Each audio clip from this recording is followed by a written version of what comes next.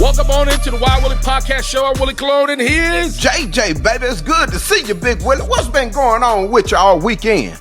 all is well. We're back in the saddle. JJ and I talking that good-ish, if you will. Thank you for everybody that tuned in last week and watched the pod and then commented and left their comments and suggestions. I would greatly appreciate it. This weekend was great as always. Had some family time. Was able to take the little one, that being my son, to basketball practice. One thing I know, JJ, is that all dads, when we get together, we're all like-minded. We want the best for our children, and we're all against the iPad video, revolt. It's funny, man. Sitting next to a couple of dads, man.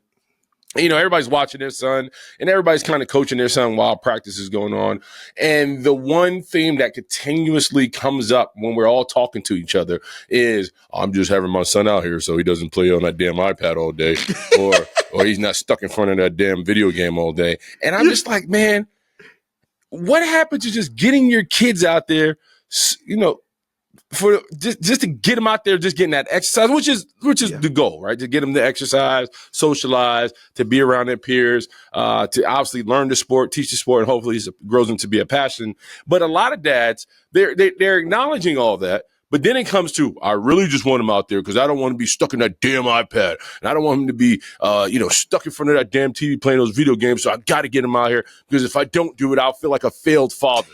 And I'm like, that's just like another level of like just shit that parents have to deal with. I can't tell you how many times when Akeisha and I were out with the kids and I'm like sitting down and I could see the parents having this one-on-one argument about whether or not the kids should have some type of device at the table with them, right? Like I can see, Akeisha and I have the argument. Sometimes she was like, well, they're going to be at a table with a bunch of other adults. They're going to get bored. What are they going to do? And I'm like, figure it out. Learn to converse. Learn to talk to, like, just have, like, it's good to separate the screen time from the table. So with all that said, to see like other parents literally having that kind of that fight with their either significant other or with their children is a real thing, and it's not just happening in your home. Feels good. So that's some of the things I dealt with this weekend. JJU. Big Willie, I had a great time this weekend as well. I got done at enjoyed some, got done at playtime. It was got done at Granddaddy Day, Grandpa Day, Pawpaw Day. Got done. I had the grandkids over. Got done it, and I had a great time with me, and it made me mad at the same time. Big Willie. What made you mad, JJ? Big Willie, you know when you work hard and you got done and sit there and you try to get some nice, exquisite stuff for your house, and all of a sudden everything look good, and you expect your children got done it to be looking over the children when you got done and sleep. So I called myself being in there entertaining, but for some reason I fell asleep on the couch. in the chair, Big Willie. And when I woke up, I looked on my couch and I noticed one of my reflector lights got done it that I ordered, that blinks on and all when you got entertainment coming into town. My grandson pulled the whole darn thing off, and all I woke up to see was just a hole in the couch. And I'm like, what the hell? I'm like, what, baby, what? I'm asking my baby, start, what happened? Oh, EJ poked it in. I'm like, nah, he ain't poked that in. He pulled that out and broke it. And I got the flashlight all looking down up in the couch trying to see if I see it. And of course, it wasn't nowhere to be found. So he had to just break it into pieces or something, goddamn, and it fell in. So Big Willie, I had to learn how to got there and keep my composure because I just wanted to explode. I bet. I'm just like, you like Akeisha, you don't like find nice things messed up at all. There you go. And I'm sitting there saying, what were you doing till you couldn't see him doing this? And he had to be picking with it because you're sitting right beside him. So he had to be picking with it while you was there. So what were you doing that you couldn't see her? So my wife told me, well, baby, you held that. I'm proud of you. I like the way you dealt with it and everything. This is Gucci but talking. Big Willie, it's still itching me. I'm sitting here. You know what?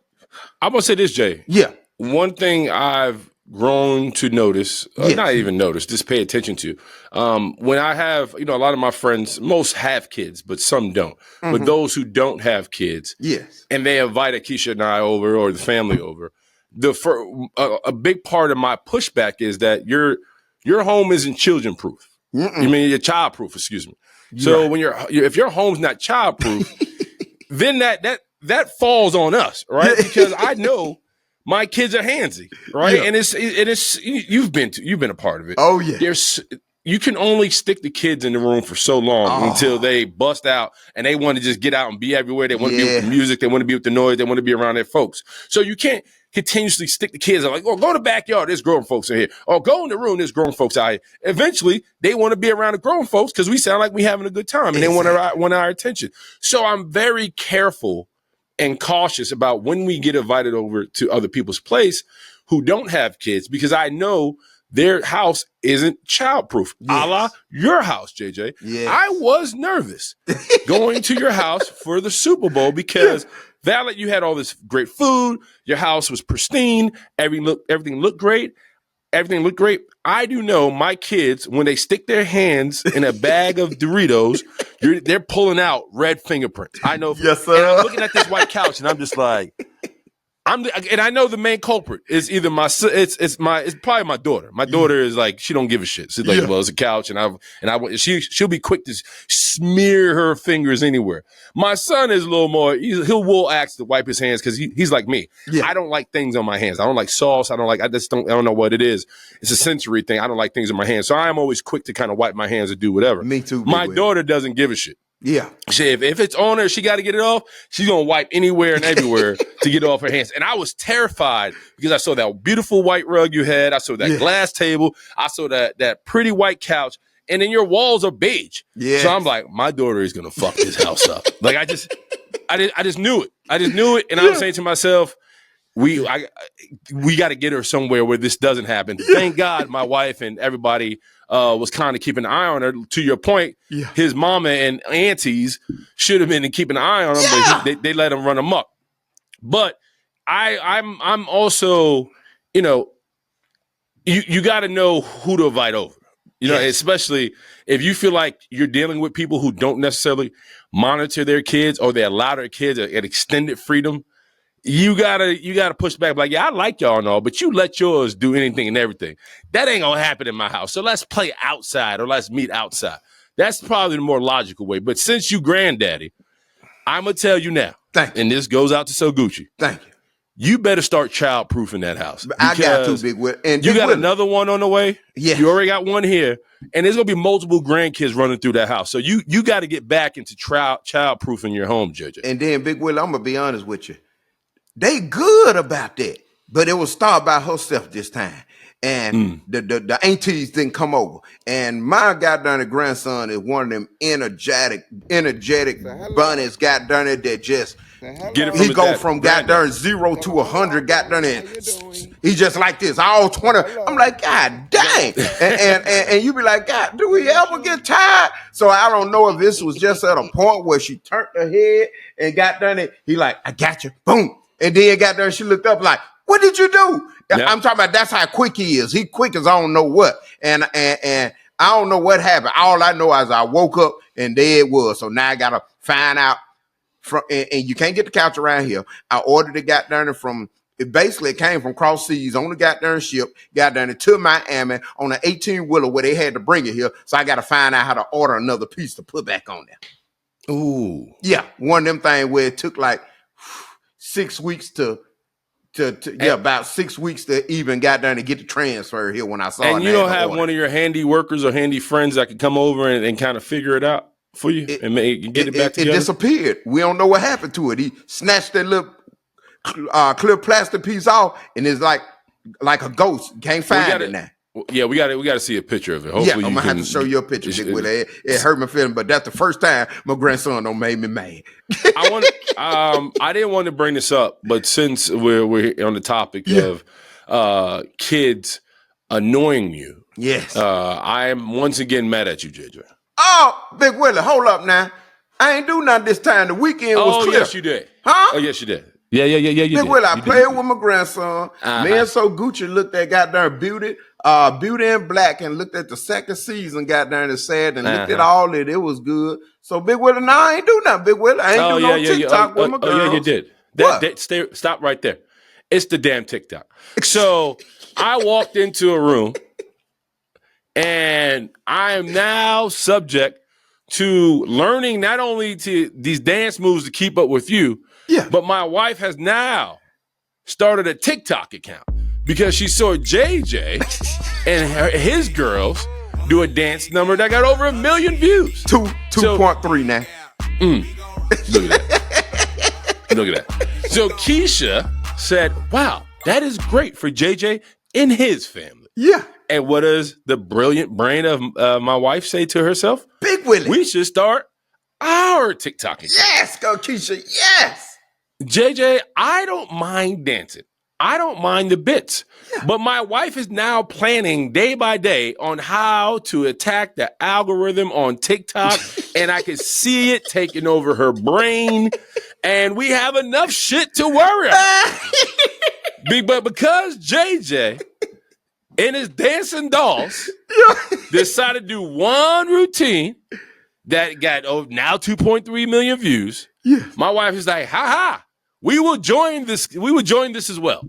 Yeah, and so I'm not happy with you because you continue to add more layers and stress in my life just simply because you won't sit your old ass down.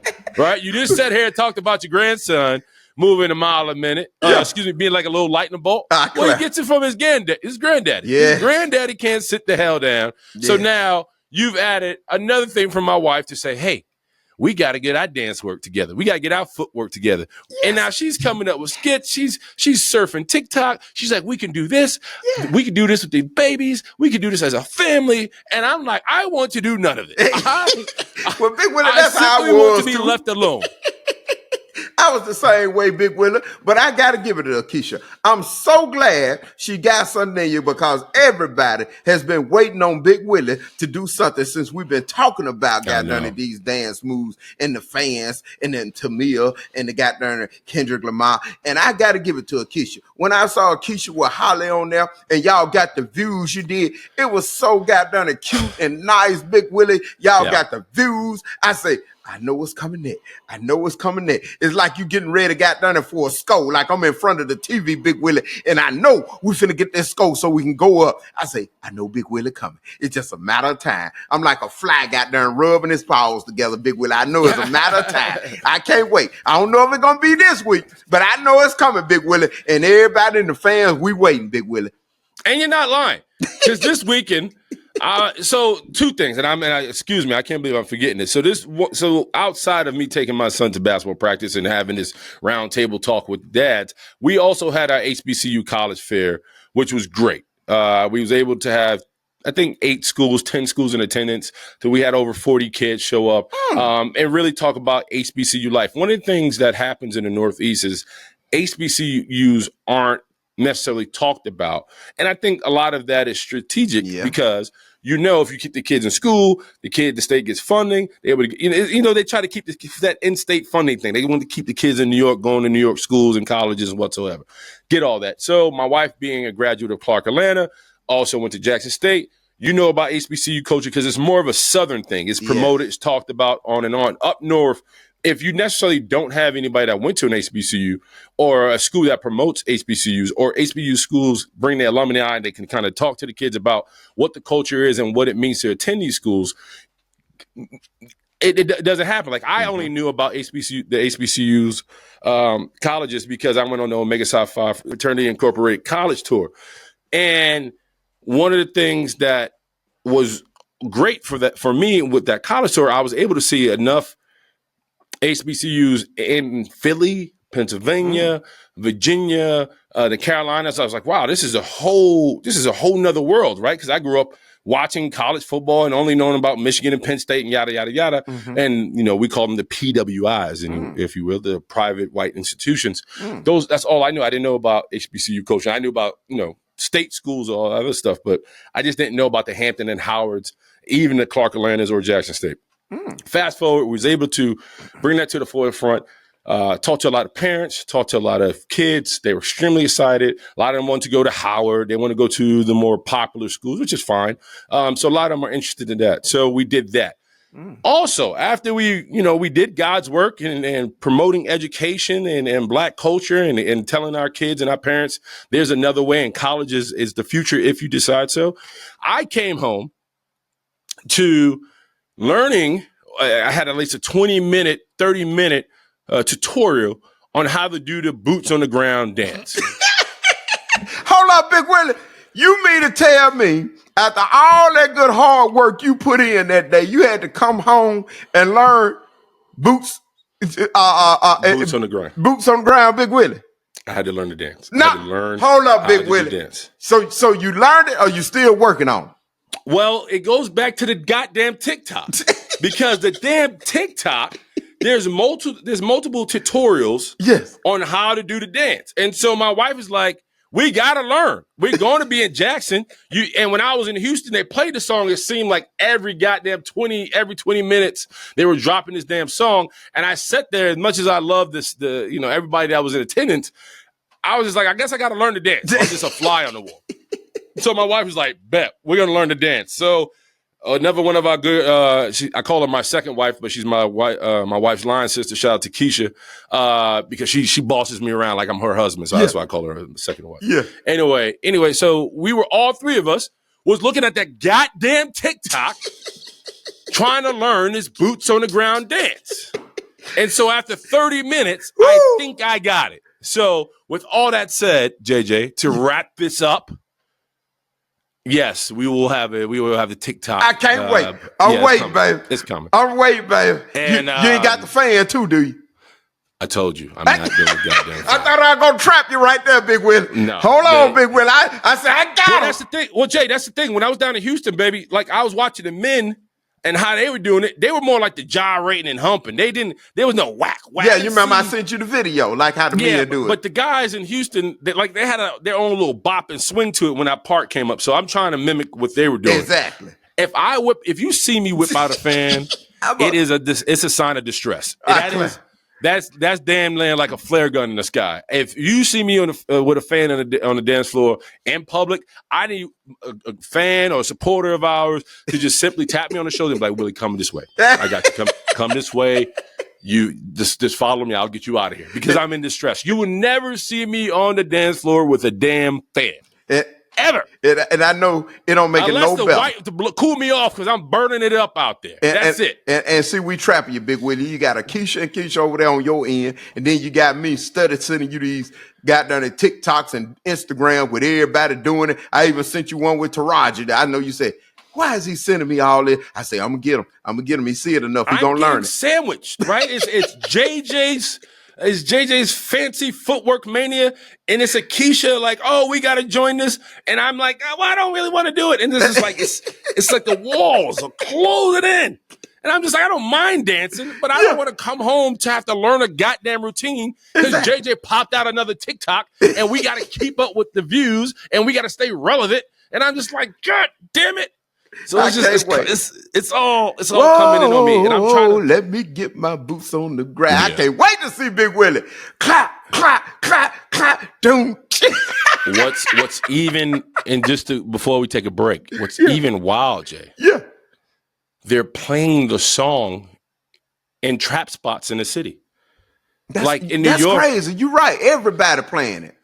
It's like It's wild. Like spots I know in the city is usually like drill music, hardcore, booty shaking music. Like there's a period where they're like, you'll hear the song come up. I'm like, what? Well, how did it make it up here? Yeah. It's a southern, keep that shit down there. It's already up. You already got folks out here in New York doing the goddamn boots on the ground in the street. And I'm like, this feels like the black people's Macarena. Like it's taking over. It's taking over a world of itself. Never thought. I mean, the ones you think less. I remember when I first heard it got done. It was a nice little blues song. I'm like, okay, yeah, just a nice little song. And next thing you know, is what you like. They say, what you think will won't, what you think won't will, and that thing took off. I even seen it on Gail's show. Got done it on the Good Morning. I'm like, dang, this song Michael really taking off. I'm like, dang, Michael Strahan was doing it. Yes. I mean, like I was saying, like, what are we doing? Boots, and they got grown man holding classes for it with a tribe of women with fans. I'm like, this is This feels like the Macarena and the goddamn, I don't know what else. The guy, it's just every 5 years is something that takes over our life, and this is starting to become bigger than everything we ever thought it could be. Exactly. And Big Willie, I want to bring something to your attention too. You made a statement about the men's at the basketball, and all of them was talking about, I just want to get them here to, get them out that iPad. And Big Willie, sometimes, we got to do the things we don't want to do. Because I ain't going to lie, my grandson wore me out this weekend. I'm outside playing basketball with him. I'm grabbing, pins, on the ground when he bowling. It just seems like when he gets it, he instead of him rolling it, he just want to come and just get the ball and throw it all over like this and just knock all of them about 10 feet, 20 feet everywhere. So I wore out trying to to go get the pins from this direction, that direction, and set them there. I think that what wore me out. It put me to sleep in that chair because I don't normally fall asleep on it. But he got me that time. I wore out. Sometimes, Big Willie, in order to get our children out the iPads and stuff, we got to be the ones as adults to get outside with them and play so they won't be up in their iPads, We got to do the things that we don't want them to do, that we don't want to do, so they won't do it. Yeah, it's like breaking a horse. Yeah. Right? You got to spend time outside and you got to break their ass. Because if you don't, they will just stay right where they are, locked in. And, listen, it's hard to break habits. So you have to now acknowledge this is becoming a habit. We were reading on social media. We was watching a clip on social media, and this doctor was talking about your kid. If you're going to let your kid have an iPad and you're going to let him spend time doing whatever the hell he wants to do, it should go no longer than 40 minutes. And so I've been telling Keisha, and the thing about the iPad situation is my wife, she's either on the phone with Gucci or handling business or talking. She's got a million things going on. Yeah. And so in that process, as long as the kids are in front of her and quiet, she's like, all right, then it allows me to do what I need to do. Mm-hmm. But sometimes, she has a lot on her plate. So that could take an hour, her kind of doing what she needs to do. And you look up, 2 hours has passed, the kids are just coked out on iPads. I can tell by my kid's face, their eyes look like Looney Tunes, right? Really coked out like that. Both of their eyes is like, so I can just tell we got to learn how to, we got to snatch that from them. So that's what we're going to do. So that's what I'm trying to do. That'll work. Just to close it out. I apologize. We're going to take a quick break. Come on back. Why Willie Podcast Show.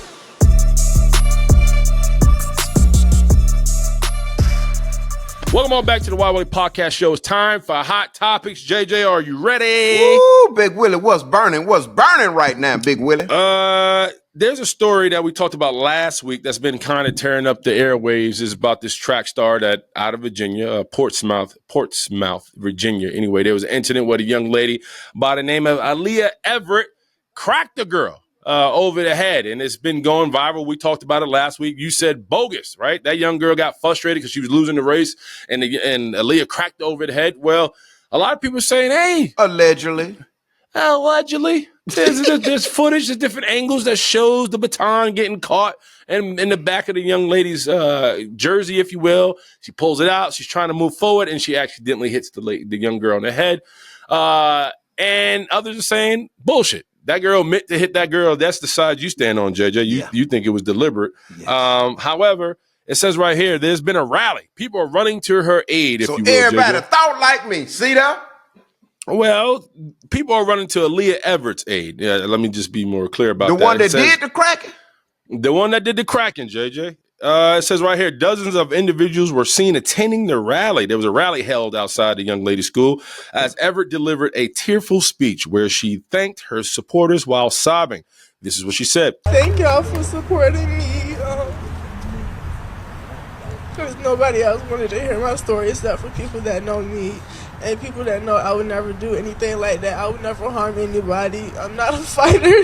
I'm not even confrontation. I wouldn't even do that on purpose. And I thank y'all for believing in me, and I love y'all.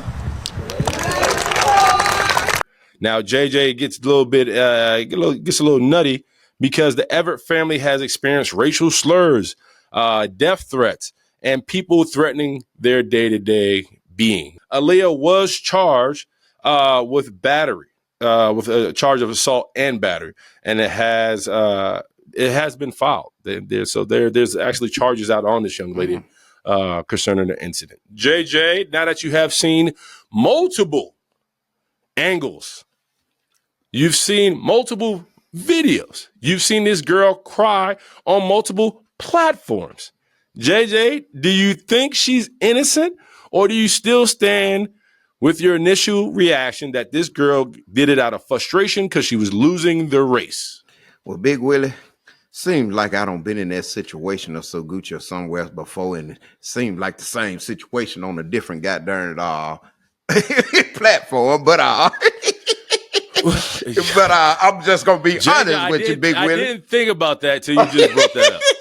Big Willie, sometimes you can do something, not meaning to do it, and then got done it, cry for help because you hate you got caught up in that situation, and you want to try to make it seem like you didn't do this when really you had intentions of doing it. So you gotta try to paint the picture in a different aspect, because me and you both know when the goddamn when it's emotion. I just want to stop you 1 second. Just for our audience. Okay. So what JJ is referring to, if those who are a fan of the Bell Collective, there was a big storyline when JJ's ex and Selena met JJ's new beautiful wife, so Gucci, at a baby shower. Was it a baby shower? Yeah. No, it was one Latrice's hair show thing. Yes, it was a hair show situation, party going on, and Gucci and Selena got face to face, and Gucci cracked her with a glass. Yeah. Now, I'm gonna leave it at that because I don't want to go into detail. But those who love the show and support the show know what we're talking about. Those who don't, go back. I'm pretty sure you can find an episode in which the incident happened. Exactly. But you said something, Jay, I just want to tap on. Okay. Because go ahead. I didn't know how to go about it, but you kind of opened the door, and I respect it. And I love that. Yes, I love that about you. Yes, sir. Women can cry their way out of situations. I know my wife can. What? My daughter does it all the time. What you saying? And only women can do it. What? Our lovely producer. And we'll look you in your eyes. Look you in your eyes. Oh, my goodness. And the reason I bring up Brittany, because Brittany is a Pisces. Yes. She's a beautiful soul, and she has admitted that she, when she was younger, would cry all the time and would cry to get out of certain situations. So only women can get away with this. What you saying? Britt, you being a representative, since you've jumped into the ring, am I wrong? Crying is very effective. It doesn't mean we don't mean it when we cry. I will say even though you're wrong, right, Britt? Yeah. Well, I'm a crier. Willie knows that about me. He is correct. The crying when I was a kid, that would not go with my parents. My parents would see right through it. They would ignore it, so that didn't work. But I'll say the guys combating me may cry. I think guys, their choice of weapon is playing dumb. So you guys can get away with playing dumb, and we'll get away with crying. Okay. Do you think I'm right? I feel like guys be like, "Oh, I didn't know what I was doing." No. The playing dumb is your guys' go-to. What you guys can go away with. We can't get away with that. I feel like. No, I think you guys can use both. You guys are just. I think because we all come from mamas, there's a different compartment in our hearts where we see women cry. We're like, man, I ain't really mean to make her cry. I'm all right. You cool. Knowing damn well everything we saw her and accused her of is legit. I do think women. I know my wife does it. Like I said, my daughter does it. I damn sure know my mama used to. She was the best. My mama shed one tear. I'd be like, all right, my bad, mom. My fault. Exactly. It's my fault. It's my fault. I'll be better. I'll do better. I'll stop being bad. Yeah. Right? That's all it took was some tears out of my mother, and I folded all my cards. I'm done. So with that said, JJ, do you think the tears, and like I said, she's been crying on the news. She's been crying on all the social media platforms. There's this running viral clip of her pretty much bawling, saying, I did not mean to hit this girl. It was an accident. People are starting to soften their stance solely because of the tears. JJ, we know it's effective. Brittany just admitted it's effective. But like she also mentioned, some people could see through the tears, and others say, you know what, maybe you should listen to this girl. Do you have a change of heart? Well, I just want to say I'm glad so Gucci and my ex can get that situation out the goddamn, out the way, and they can be at a place where they can be at, which brings a lot less stress on me. But with that being said, that still don't change the fact of goddamn women will look you in your eyes and goddamn to give you the most innocent, believing story that just make you just want to just break down and just say, okay, I believe you. Even though they got done it. I think they more emotionally caught up in their feelings to trying to make you feel what they actually feel from the pain of knowing that they was doing wrong, that they gotta cry that way and look in your eyes and make you believe the feeling of hurt that they actually believe up in themselves of why they did it, Big Willie. They can have blood on their hands. Yes. They can have blood on their hands, body on the floor, gun on the nightstand, and they'd be like, I don't know what happened. It looked like you killed somebody. It looked like you killed Jeff. Yes. All right? That's what the fuck I know. And on top of that, JJ, you know what pisses me off? If you don't believe them, in the mix of them crying and giving you this Oscar, they're going to make you feel guilty. They'll make you feel like you're a heartless bastard. Like, oh, so you don't care? Yeah, exactly. You don't care? Like, this is where we're at. You don't care. Nothing affects you. My tears. I'm like, no. I think you're full of shit, Barbara. Right? You killed fucking Jeff. Look at Jeff. You got blood on your hands, gun on the nightstand. He's got a big hole in his chest. It looks like you fucking killed him. So my tears don't deflect all of that. No. Exactly. It is my wife.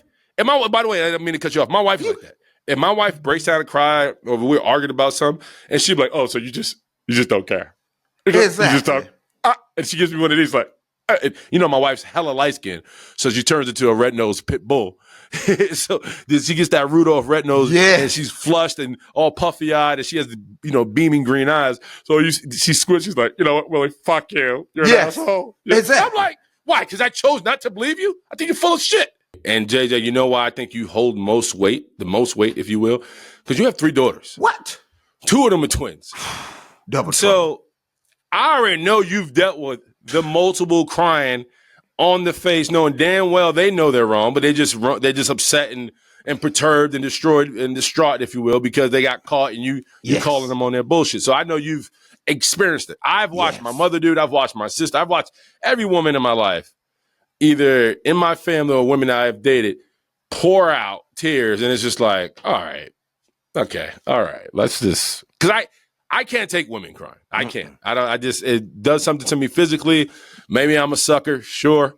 But if a woman starts crying, I'm like, you know what, you got it. Because this is too much for me right now. So my bad, and I walk out the room or something. So, and then you know what's so bad?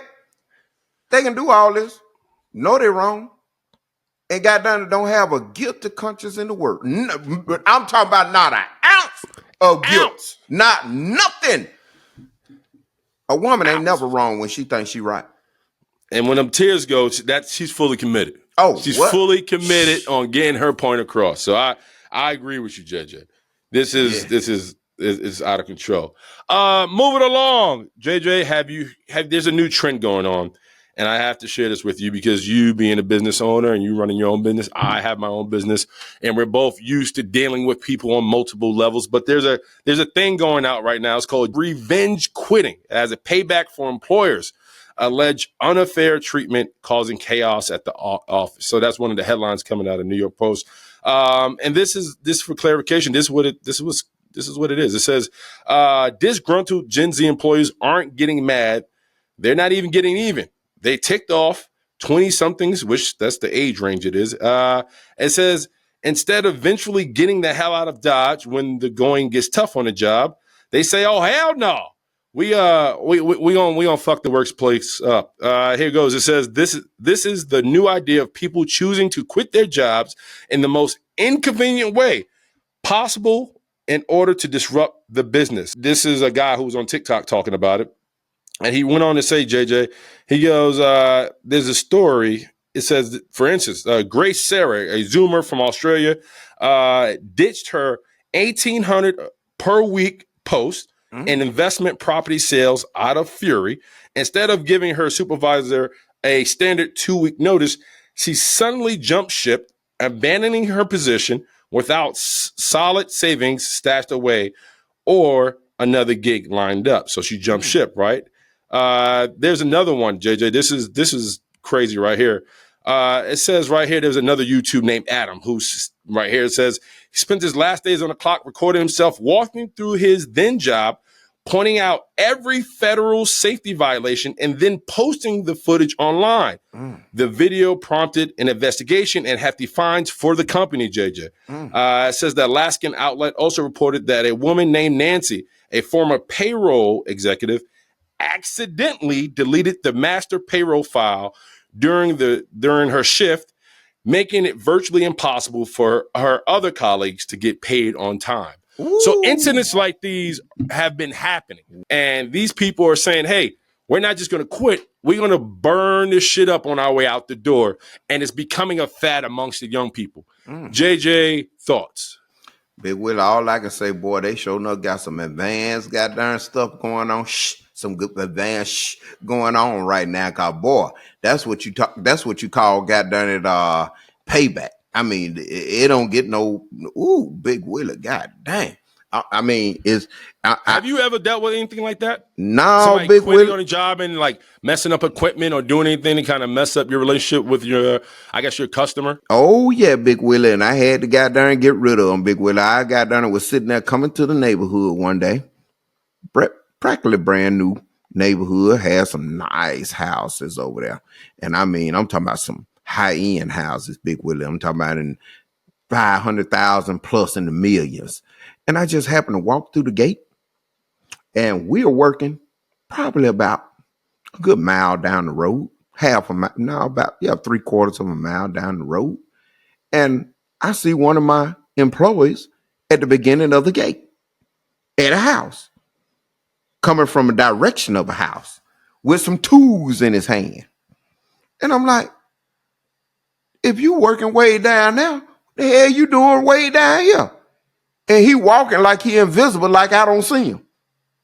That's what the bad part about it. And I'm like, man, what the hell you doing down here, got down there with this skill saw and different stuff up in the bucket, got down there walking from, oh, no, nothing. I was just sitting here, trying to, get some stuff together and everything. I said, man, what you got in your hand?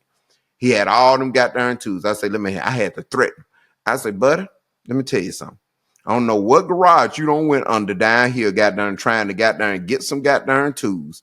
I say, but you need to take it back or you will not get your check goddamn this week. And I'm going to go right back to the house where the garage open and let them know what you did so the goddamn police goddamn can come over here goddamn and get you. So I had to threaten them, Big Willie, make them put it back, get them off my job, not bring them back, just to goddamn protect my goddamn business, because goddamn what he was trying to do, I hate to say it, but it's just some of us that goddamn do anything goddamn to get a fix, and that's what he was trying to do, and that was the perfect opportunity to be somewhere goddamn in a rich neighborhood where they thought when nobody gonna notice it goddamn where he could still get back to the neighborhood, pawn it, and get a quick fix. So I had to delete that from the door. And it was just God showing me, you need to get back in the neighborhood to see what's going on. And it's so funny how God showed me what was going on. As soon as I put in the neighborhood, I catch them right there.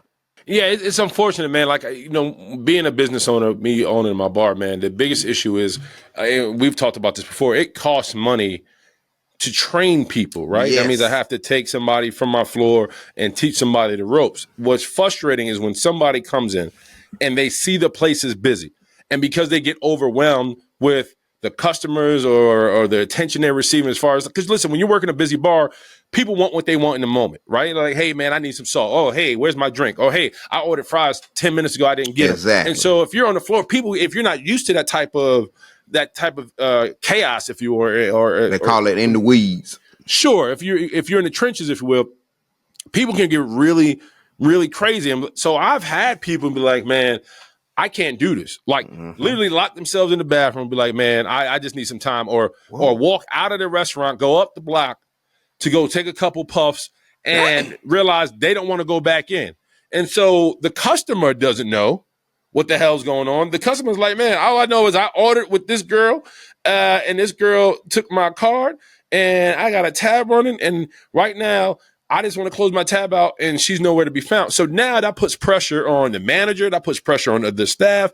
It puts pressure on everybody in the establishment to figure out what's going on and what happened to Sarah, who decided that this was too much for her, right? Like it happens, and it's a lot, and it's intense. And there's this other side of it, right? Because I think, and Britt, you can help me out with this. I know if you do put in your 2-week notice, the company or the employer does have the right to say, thank you. We see that you put in your 2-week notice. You can leave today, right? And the person who put in their 2-week notice is like, yeah, I was ready to quit 2 weeks ago. I still want to, I need some time to kind of catch up and kind of do some things. I need my check and that. And the employer has a right to kind of axe it on the spot when you put in your 2-week notice. So it is different. Britt lives more we're both in the corporate world as far as media. But Britt, do you know how the process goes? I mean, yeah, I think you're right. They're allowed to do that. To give you can give your 2 weeks notice. And then they do have the right to fire you on the spot. And people say like, of course it's not morally ethical, but they are allowed to do that. So, yeah, I mean, I get your, what you're saying, because doing the revenge quitting to a small business like yours or JJ's, that can have direct effects on people who are not even, say you're mad and your boss is effed up. It directly affects your coworkers who didn't do anything to you. Like, it puts them in a terrible position. Right. But I also get doing it to maybe like a big company where they couldn't give two craps about you. Like you're just a number. You're expendable to them. And if they're treating you like crap, and at the end of the day, like, you can quit to save your mental health, but they don't receive any sort of consequences to all the effed up things they're doing to you. I can kind of see why people would want to take revenge and try to mess up the as much as they can before they get the hell out of there. So I can see both sides. I think the only thing that would cause me to burn something up on my way out is if they're withholding my money and I know I did my job and nothing wrong. That wouldn't make me, lose my shit, if you will. However, I do come from the school, and JJ, maybe you could back me up on this. You never want to burn a bridge on the way out. Because you never know when you have to turn the block and go back across that bridge to keep your ass afloat or keep you in motion. So I'm always a fan of, I may not be rocking with this company or situation or the powers that be, but I know I'd rather be in a good place, or not in a good place, a fair-minded place, and move away than ruin my reputation or further. Because what also happens is, JJ, word of mouth travels, right? And especially in your business, if you hire a worker, outside of their skill set, you do want to know type of who they are as a person. What type of, who am I working with? Am I working with somebody who's, one day they come in, they're happy-go-lucky, or the next day they come in, they're mad at the world, or like there's different characteristics that you need to know as an employer. And sometimes you're willing to deal with somebody who's a little off kill if they're a hard worker and they do things the right way, but they may have a couple of screws missing to them. So I don't know about that. Overall, I just always feel like if you're going to quit, do it the right way, because you never know when you have to spin the block. So that's my mindset. And I had a woman, now you made me think about it. I was cashing a check not too long ago at a bank, Big Willie. And me, I go in, jolly go happy, got done. Hey, good morning. How you doing today? Everything's going not too good. I'm like, what the hell? I'm like, what in the world going on? And she was very unfriendly. And I'm like, man, what in the world going on with her? I said, well, let me just get my money, see what's going on then. And next thing I went back like a week later, and I was asking, one of the other young ladies, I said, that young lady was very rude. I said, I spoke to her. I said, what was going on? She was like, well, she put a 2-week notice in. And instead of them, when she put the 2-week notice in, they didn't let her work the 2 weeks. She said they told her, nah, ain't no need of you staying. You can go ahead and leave today. Yep, exactly. And that pisses a lot of people off. You got to have a plan B. For everybody out there, if you're going to put in your 2 weeks notice, make sure you got your ducks lined up in a row, because they can axe your ass on the spot. So that's what it is. We're going to take a break. Come on back. Why Willie Podcast Show.